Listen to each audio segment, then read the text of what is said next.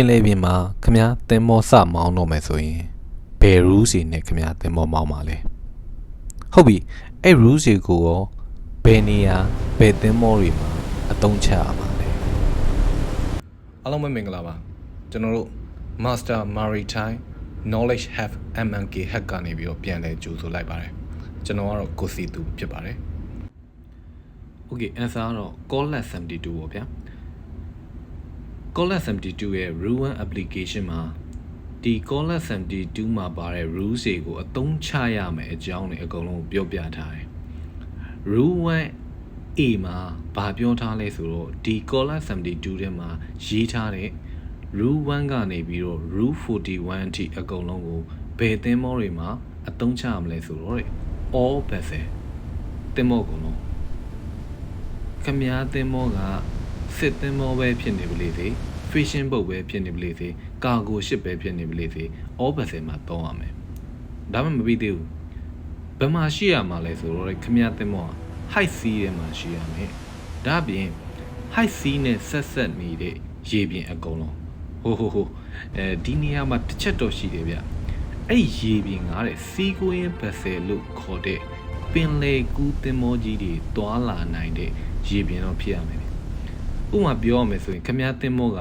အေယာဝတီမြစ်ထဲမှာမောင်းနေနေရနဲ့ရန်ကုန်မြစ်ထဲမှာမောင်းနေနေတဲ့ condition တစ်ခုမတူဘူးဗျဘာဖြစ်လို့လဲဆိုတော့ခမည်းသင်္ဘောကရန်ကုန်မြစ်ထဲမှာမောင်းနေခဲ့မယ်ဆိုရင်တစ်ခမည်းသင်္ဘောက high sea နဲ့ဆက်ဆက်နေရန်ကုန်မြစ်ကနှစ်ရန်ကုန်မြစ်ကပင်လယ်ကူးသင်္ဘောတွေ sea going vessel တွေတွာလာနိုင်တဲ့ condition ရှိတယ်အဲ့နှစ်ချက်စလုံးနဲ့ကိုက်ညီတဲ့အတွက်ကြောင့်မလို့ခမည်းက Collet 72 rules ကိုသုံးရမယ်ဒါပေမဲ့ ARE မြစ်ထဲမှာသွားမောင်းခဲ့မယ်ဆိုလို့ရှိရင်တော့တစ် high sea နဲ့တော့ဆက်ဆက်လေးရရှိတယ်ဒါပေမဲ့ sea going vessel တွေသွားလို့မောင်းနေလို့မရနိုင်တဲ့ condition ဖြစ်တဲ့အတွက်ကြောင့်မလို့ ARE မြစ်ထဲမှာတော့ခမည်း Collet 72ကိုသွားသုံးလို့မရအောင်ဟုတ်ပြီဒါဆိုပြောကြည့်အောင်ဗျာ BNN ဆိုင်ကုန်းမြစ်ကြောင်းထဲမှာခမည်းသင်္ဘောမောင်းခဲ့မယ်ဆိုရင်ဒါမှမဟုတ်ဘန်ကောက်မြစ်ကြောင်းထဲမှာခမည်းသင်္ဘောမောင်းခဲ့မယ်ဆိုရင်ဒါမှမဟုတ်ရှန်ဟိုင်းမြစ်ကြောင်းထဲမှာခမည်းသင်္ဘောမောင်းခဲ့မယ်ဆိုရင်ခမည်း Collet 72 rules ကိုသုံးပါလားမသုံးဘူးလား comment မှာပြောသွားလို့ရတယ် High sea ဆိုတာဘာလဲ UNCLOS လို့ပြောတယ် UNCLOS ဆိုတာရောခမည်းသိလား United Nations Convention on the Law of the Sea လို့ပြောတယ် UNCLOS ထဲမှာဘာတွေပြောထားလဲဆိုတော့ပင်လယ်ရေပြင်ကြီးကိုအပိုင်းကြီးကိုယ်ကိုင်းဖြစ်သူကခွဲပြီးတော့ပြောထားဗျ9 maritime zone ဆိုပြီးပြောကြတယ်သူတို့မှာဘာတွေပါလဲဆိုတော့နံပါတ်1က internal water landward side of the baseline လို့ပြောကြတယ်ဥပမာအဖြစ်များ river တို့ harbor တို့စတဲ့အဲ့လို baseline ရဲ့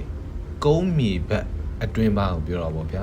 ဒီနေရာမှာ baseline ဆိုတာဘာလဲဆိုတာတော့ခင်ဗျားသိဖို့လိုလိမ့်မယ်အဲ baseline ဆိုတာဘာလဲ baseline ကိုဘယ်နှမျိုးခွဲထားလဲဆိုတဲ့အကြောင်းတော့ကျွန်တော်နောက်ထပ်ဗီဒီယိုတစ်ပုံနဲ့တည်တံ့ပြောပြပေးမယ် Okay now number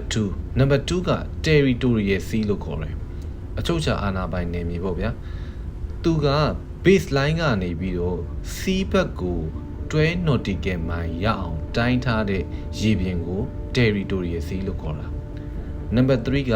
contiguous zone ကတော့ခုနခမပြောထားတဲ့ territorial sea ရဲ့အပြင်ဘက်ရေပြင်ကို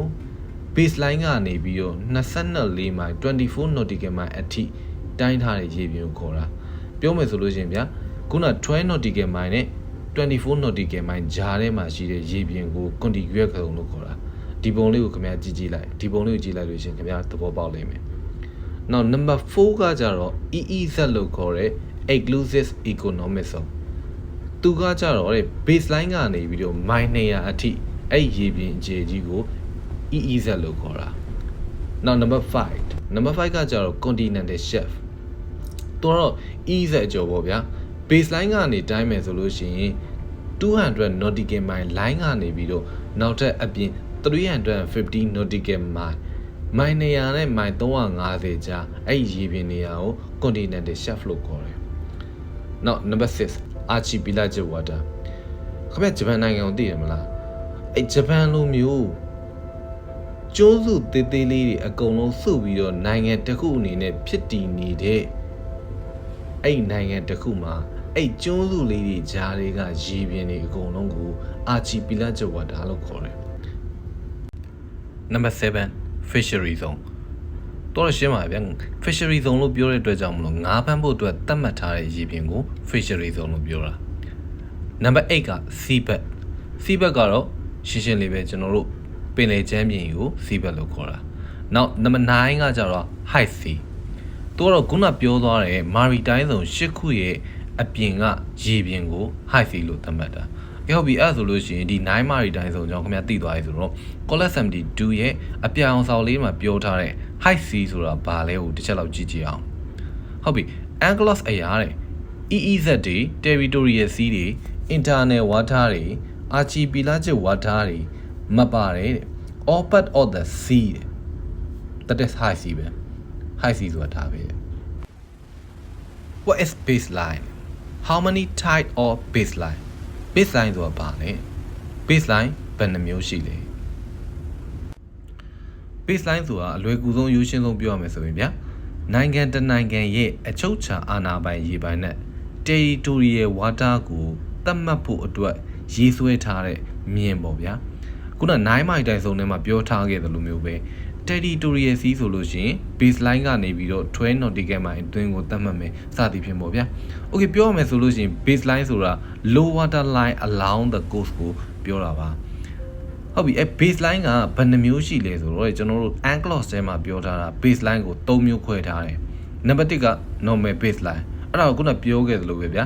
low water line along the coast ကို normal baseline လို့ခေါ်တယ်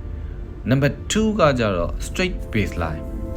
straight baseline ဆိုတာဘာလဲဆိုတော့တချို့သောနိုင်ငံတွေဥပမာပြင်ကျွန်တော်မြန်မာနိုင်ငံလိုမျိုးဒါမှမဟုတ်ရှင် China တရုတ်လိုနိုင်ငံမျိုးတွေရဲ့ coast line တွေကပြမရှိဘဲနဲ့အချိုးအကောက်တွေအချွန်အတက်တွေကျွန်းဆွယ်အနားထွက်တာမျိုးတွေအဲ့လိုမျိုးတွေရှိတဲ့ခါကျတော့ low water line ကို baseline ဖို့ပြသတ်မှတ်ဖို့အတွက်ကြတော့အရင်ခက်ခဲလာရောဗျာအဲ့ကြတော့ကျွန်းဆွယ်တွေအစွန်းထွက်နေတဲ့ point လေးတွေကိုယူလိုက်ပြီးတော့အဲ့ဒီ point to point ကို straight line နဲ့ဆက်လိုက်ပြီးတော့အဲ့ဒီကောင်ကို baseline ဖြစ်သတ်မှတ်လိုက်တာအဲ့မှာခင်ဗျာ straight baseline ဆိုပြီးဖြစ်လာတာပဲအဲ့ဒါကြောင့်မလို့ခင်ဗျာ straight baseline ဒီနဲ့ဆွဲထားတဲ့နိုင်ငံတွေအနီးနားမှာ full width တွေဖြစ်လို့ရှိရင် garbage record book ထဲမှာ record တွေရေးကြတဲ့အခါကျွန်တော်တို့ရဲ့ chief of data ကြီးတွေကတတိထားပြီးတော့ဖြစ်ရမဟုတ်လို့ရှိရင် PSC deficiency ထိတတ်တယ်အဲ့ဒါတွေကိုတော့နောက်ပိုင်းဗီဒီယိုတွေမှာကျွန်တော်အသေးစိတ်ထပ်ပြီးပြောပြပေးပါမယ် Number 3 archipelagic baseline archipelagic baseline ဆိုတာကဂျပန်လိုမျိုးကျွန်းစုလေးတွေစုဖွဲ့ထားတဲ့နိုင်ငံတွေကို archipelagic state လို့ကျွန်တော်တို့ခေါ်တယ်အဲ့ဒီနိုင်ငံမှာကျွန်းစုတွေကြားတွေကရေပြင်ကို archipelagic water လို့ကျွန်တော်တို့ခေါ်ကြတယ်ဒါတော့ကျွန်တော်9မာရီတိုင်းစုံထဲမှာလည်းပြောပြခဲ့ပြီးပြီဟုတ်ပြီအဲ့ archipelagic state နိုင်ငံတစ်ခုလုံးကိုအကုန်လုံးခြုံမိအောင်ပတ်ပြီးတော့ရေးဆွဲထားတဲ့ baseline ကို archipelagic baseline လို့ခေါ်တယ် okay ဒါကတော့ baseline 3မျိုးအကြောင်းပဲဖြစ်ပါတယ်နောက်ဗီဒီယိုလေးမှာပြန်လည်ဆုံတွေ့ပါမယ်ကျွန်တော်ကတော့ကိုစီသူဖြစ်ပါတယ်